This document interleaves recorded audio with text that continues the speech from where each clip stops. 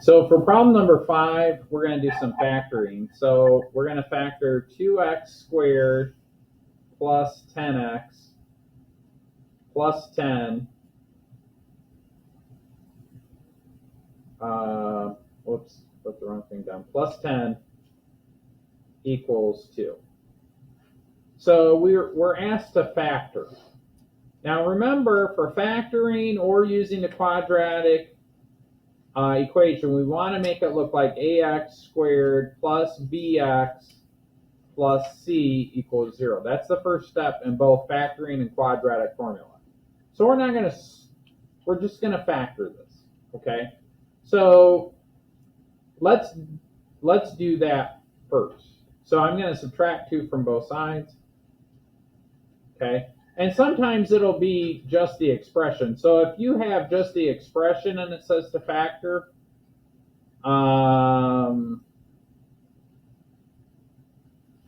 that's fine. You just factor. Sometimes it'll say factor, sometimes it'll say solve. If it says solve, then we're going to go all the way through and solve. So we're actually going to factor first, then solve. Okay? So now to do this, I'm going to subtract 2 from both sides. And I get 2x squared plus 10x. And then 10 minus 2 is 8. Now over here, the first thing I notice is that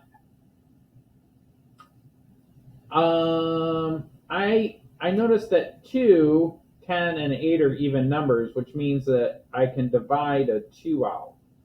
So 2 times x squared, in other words, if I say 2 times x squared, that gives me 2x squared.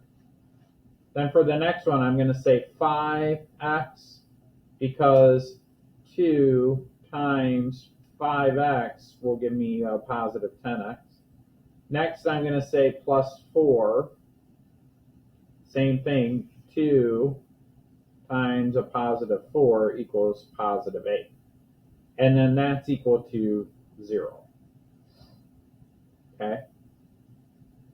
Now, when it asks us to solve, we can actually divide by 2 and divide by 2.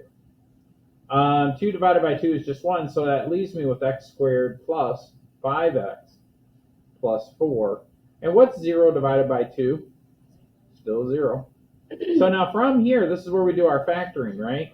So to factor this, I'm just going to do my box. First term goes in the first box, last term goes in the last box.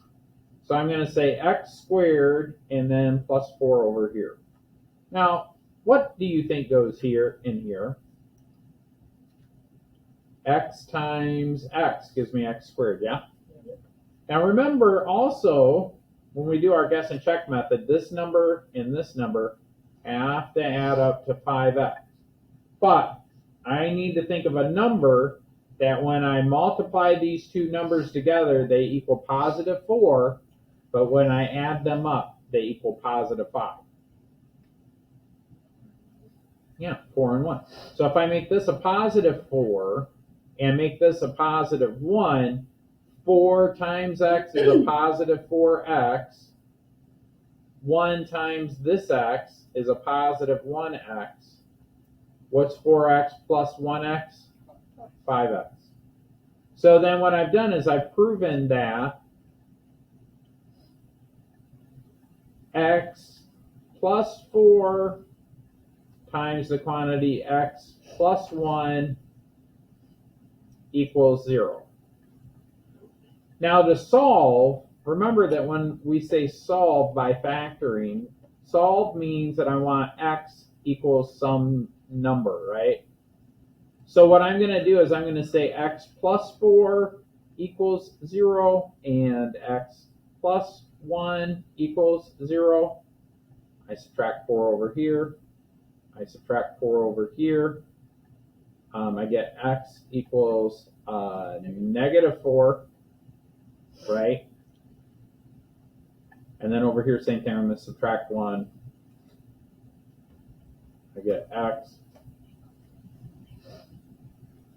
equals to negative 1. Those are my solutions.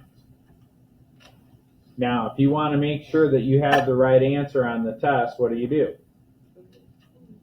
I'm just going to graph the original equation. So I'm going to open up Desmos real quick.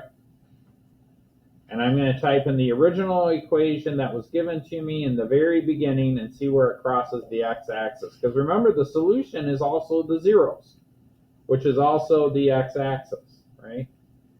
So 10x plus 10 equals 2.